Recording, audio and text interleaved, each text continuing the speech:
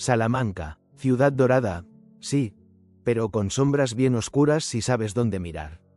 Yo soy el cabo Ramírez, policía judicial de la Guardia Civil.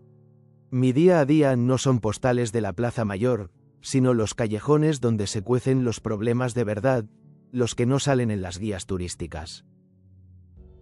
Recibí una llamada, tono bajo, casi un susurro, un confite, un soplón, de los que te dan información a cambio de... Bueno, a cambio de seguir respirando tranquilo, más o menos. Decía tener algo gordo sobre un asunto en un garito de póker ilegal. El tipo era colombiano, Mateo, llevaba un tiempo colaborando, pequeñas cosas, robos menores, algún trapicheo. Pero esta vez sonaba distinto, asustado de verdad. Hablaba de blanqueo, extorsión y, lo peor, de un fantasma que había llegado a la ciudad para hacer limpieza.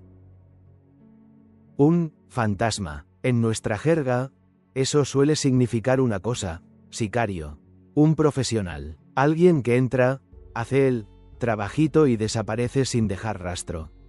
Y si Mateo estaba cagado, es que el fantasma no era ningún aficionado. El garito en cuestión era el Tapete Verde, nombre irónico, porque de verde tenía poco.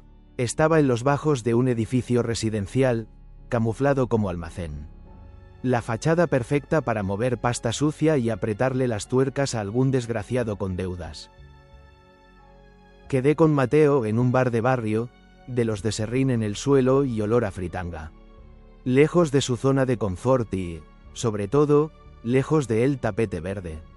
Necesitaba que se sintiera seguro para soltar prenda. Cabo, esto es serio, muy serio, me dijo, removiendo el café con manos temblorosas. El tipo nuevo, sombra, le llaman, no habla, solo mira, y cuando mira, joder, te hiela la sangre. Vino a por Vargas, el dueño del garito. Vargas, un pez gordo local venido a más. Empezó con tragaperras y ahora manejaba apuestas, préstamos, y lo que no eran préstamos. Tenía enemigos, claro, pero traer a un sicario profesional a Salamanca, eso eran palabras mayores. ¿Por qué tú sabes esto, Mateo? ¿Por qué te lo cuentan a ti? Le pregunté, mirándole fijo. La confianza en este mundillo es un bien escaso y caro. Porque yo le debo pasta a Vargas. Mucha, y me usó para hacerle un recado a Sombra. Llevarle un sobre, no sé qué había dentro, cabo, se lo juro. Pero el frío que daba ese hombre. Mateo se estremeció. Necesitábamos identificar a Sombra y, si era posible, pillarle antes de que completara el encargo. Y necesitábamos pruebas sólidas contra Vargas y su entramado de blanqueo. Mateo era la llave, pero una llave muy frágil. ¿Dónde se aloja? ¿Alguna descripción más concreta? ¿Un acento? ¿Una marca? ¿Algo? Presioné con acento agudo suavemente. No podía asustarle más de lo que ya estaba. Se queda en una pensión barata cerca de la estación. Pensión El Pilar, discreto, siempre viste de oscuro, ropa normal, ni cara ni barata. Lo único, tiene una cicatriz pequeña, aquí. Mateo se señaló el pómulo izquierdo. Pensión El Pilar, un clásico, habitaciones por horas, gente de paso, discreción garantizada a bajo precio. El sitio perfecto para alguien que no quiere llamar la atención. Montamos una vigilancia discreta sobre la pensión. Mientras, necesitábamos meter a alguien en el Tapete Verde. Alguien que pudiera observar, escuchar, identificar a los jugadores clave, ver cómo se movía el dinero y, con suerte, pillar a Sombra interactuando con Vargas. Mateo era la opción obvia, pero estaba demasiado asustado. Enviarle allí sería como ponerle una diana en la espalda. Necesitábamos un plan B y el plan B, a veces, significa improvisar. Decidí que iría yo, no como guardia civil, claro, como un jugador más, un pardillo con algo de dinero que quemar, buscando una partida privada. Era arriesgado, pero la información de primera mano valía oro. Mateo me dio los detalles. Cómo entrar sin llamar la atención, a quién preguntar, la contraseña verbal que cambiaba cada noche. Esa noche era luna llena. Poético para un antro así. Me preparé. Ropa discreta pero que aparentara tener pasta, un fajo de billetes, preparado por la comandancia para la ocasión, y los nervios bien templados. O eso intentaba. La puerta del almacén parecía inofensiva. Llamé. Una mirilla se abrió. Ojos desconfiados. ¿Sí? Busco la luna llena, dije, con la voz más natural que pude. Silencio. Luego, el sonido de cerrojos corriéndose. La puerta se abrió lo justo para pasar. Dentro, un tipo grande y con cara de pocos amigos me cacheó de arriba abajo. Profesional. El contraste era brutal. Fuera, un almacén cutre. Dentro, moqueta gruesa, luces bajas, olor a tabaco caro y a whisky. Y el sonido inconfundible de las fichas de póker chocando. Había varias mesas. En una, la de apuestas más altas, reconocí a Vargas. Reía, repartía billetes como si fueran cromos. Controlaba el cotarro, sin duda. Me senté en una mesa de apuestas medias. Pedí un whisky solo. Mi objetivo no era ganar, era observar. Buscar una cara nueva, alguien que no encajara, alguien con una cicatriz en el pómulo izquierdo. El ambiente era tenso pero contenido. Miradas furtivas, sonrisas falsas, el lenguaje corporal gritando lo que las bocas callaban. Mucho dinero cambiando de manos, y no todo parecía venir del juego. Pasó una hora, jugué algunas manos, perdí un poco, gané otro poco. Lo justo para no llamar la atención. Mantuve los ojos abiertos. Entonces, le vi. Estaba apoyado en la barra, solo. Vestía de oscuro, como dijo Mateo. Complexión normal. Parecía uno más, pero había algo en su quietud, en su forma de observar, que no encajaba. Era un depredador en reposo. Me las arreglé para acercarme a la barra a pedir otra copa. Necesitaba verle la cara de cerca. Disimulando, giré la cabeza. Ahí estaba, una fina línea blanca en el pómulo izquierdo. Bingo. Era él, Sombra. La descripción de Mateo era perfecta. No había duda. Ahora tocaba lo difícil. Relacionarlo con Vargas, obtener pruebas de la extorsión o del plan para... Bueno, para él, trabajito. Vargas se levantó de su mesa y se dirigió hacia la barra, directo hacia Sombra. Intercambiaron apenas unas palabras. Imposible oír nada con el ruido, pero la tensión era palpable. Sombra asintió una sola vez. Luego, Vargas le dio una palmada en el hombro. Una de esas palmadas que no son amistosas, sino de haz lo que te digo. Y Vargas volvió a su partida. Tenía lo que necesitaba por ahora. Identificación positiva y una interacción directa con Vargas. Era hora de salir de allí antes de que mi suerte se acabara o mi cara empezara a sonar demasiado. Perdí la última mano a propósito, me encogí de hombros como un jugador frustrado y me levanté. Camino a la salida, pasé de nuevo cerca de Sombra. Sus ojos se cruzaron con los míos por un instante. Fríos, vacíos. Salía la noche salmantina. El aire fresco me golpeó la cara. Dentro, el ambiente estaba cargado. Fuera, la ciudad dormía, ajena al peligro que se movía en sus entrañas. Informé a mi equipo. Teníamos a Sombra localizado en la pensión y confirmado su contacto con Vargas. Ahora necesitábamos saber cuándo y dónde iba a actuar. Mateo era nuestra única baza para eso. Volví a contactar con Mateo. Esta vez, la cita fue en un parque, de día. Más seguro, en teoría. Le conté que había visto a Sombra, que sabía que era real. Lo sé, cabo, lo sé, dijo, más pálido que antes. Vargas está nervioso, cree que alguien le está traicionando. Me preguntó si yo sabía algo, si había hablado con alguien. Malas noticias. Si Vargas sospechaba de Mateo, su vida corría peligro. Y nuestra fuente de información también. Teníamos que actuar rápido.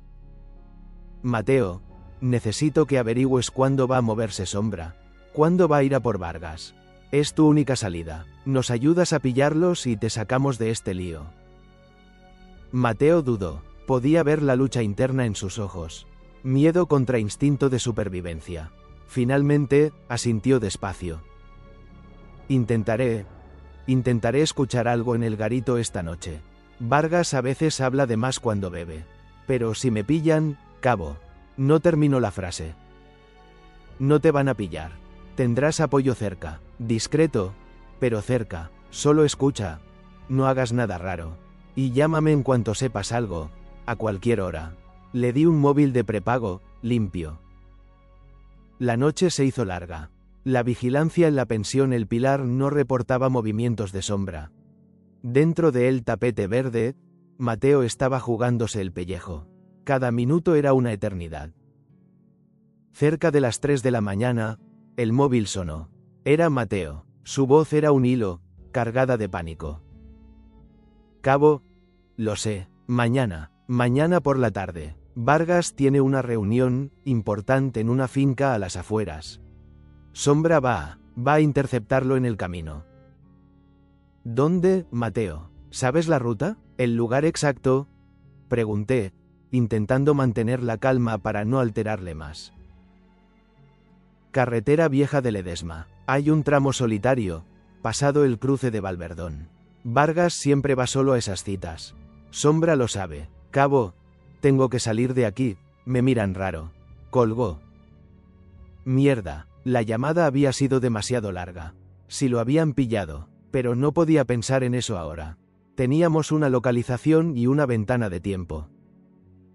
Movilicé a los equipos. Necesitábamos montar un dispositivo en la carretera vieja de Ledesma sin ser detectados ni por Sombra ni por Vargas. Una emboscada dentro de una emboscada. El plan era dejar que Sombra iniciara su movimiento, pillarle infraganti intentando. Bueno, interceptar a Vargas. Así tendríamos al sicario y la prueba del intento de asesinato. La mañana siguiente fue tensa. Esperando, vigilando la pensión, por si Sombra salía antes. Vigilando los movimientos de Vargas. Y sin noticias de Mateo. Eso era lo que más me preocupaba. A mediodía, Sombra salió de la pensión. Cogió un coche discreto, un Seat Ibiza de alquiler. Normal, anodino, perfecto para no destacar. Le seguimos a distancia, con varios coches camuflados. Se dirigió hacia la salida de Salamanca, rumbo a la carretera vieja de Ledesma. Iba directo al lugar que Mateo había indicado. Nuestros equipos ya estaban apostados cerca del cruce de Valverdón, ocultos entre la maleza y en caminos secundarios. La comunicación era clave, todo por radio interna. Sombra aparcó su coche en un camino de tierra apartado, pero con buena visibilidad sobre la carretera. Se bajó, abrió el maletero. Vi unos prismáticos y algo más. Algo metálico que brilló con el sol. Poco después, un Mercedes negro se acercó por la carretera. Vargas conducía él mismo, tal como dijo Mateo. Redujo la velocidad al acercarse al tramo solitario. Fue entonces cuando Sombra salió del camino, pistola en mano, y se plantó en medio de la carretera, obligando a Vargas a frenar en seco. Ahora, todos, grité por la radio. Los coches camuflados bloquearon la carretera por delante y por detrás. Los agentes salieron de sus escondites. Sombra, sorprendido, dudó un instante. Miró a Vargas, luego a nosotros. Levantó el arma, pero eran demasiados. Guardia Civil, suelte el arma. Al suelo, gritó el jefe del operativo. El sonido metálico de la pistola al caer sobre el asfalto resonó en el silencio. Redujimos a Sombra rápidamente, sin resistencia. Era un profesional. Sabía cuándo había perdido. Mientras, otros agentes sacaban a Vargas del coche, pálido y temblando. Yo no he hecho nada. Él quería matarme, balbuceaba Vargas, señalando a Sombra. Tranquilo, señor Vargas. Ya hablaremos de todo, le dije, acercándome. Tenemos muchas preguntas. sobre sus negocios en el tapete verde, sobre por qué alguien querría interceptarle. Sombra no dijo nada, miraba al frente, impasible. Sabía que le esperaban años a la sombra, nunca mejor dicho. Pero no iba a delatar a quien le contrató. No era su estilo. El caso estaba resuelto. Teníamos al sicario, teníamos a Vargas por la extorsión y el blanqueo. Las pruebas del garito y su conexión con Sombra eran suficientes, y habíamos evitado un asesinato. Pero faltaba algo. Mateo. ¿Qué había sido de él? Volvía el tapete verde esa misma tarde, esta vez con una orden judicial y uniforme. El sitio estaba cerrado a cal y canto. Entramos. El lujo cutre parecía ahora desolado. Las mesas de póker vacías, las fichas desordenadas. Y ni rastro de Mateo. Preguntamos por los alrededores. Nadie había visto a Mateo desde la noche anterior. Se había esfumado. ¿Huyó por miedo? ¿O le ayudaron a desaparecer después de su llamada? Nunca lo supimos con certeza. Su teléfono de prepago no volvió a dar señal. Vargas y sus secuaces negaron saber nada. Sombra, menos aún. Mateo nos dio la clave para detener a un sicario peligroso y desmantelar una red criminal. Pagó un precio por ello. Quizás el precio de su libertad, o quizás uno mucho más alto. Así es este trabajo. Resuelves un puzzle, pero a veces te quedan piezas sueltas. Piezas que te persiguen, que te recuerdan que no siempre se puede ganar del todo. Salamanca volvió a su calma dorada. El tapete verde no reabrió. Vargas acabó con sus huesos en la cárcel por un tiempo. Sombra, por mucho más. Pero la sombra de Mateo, esa sigue ahí, en algún rincón oscuro.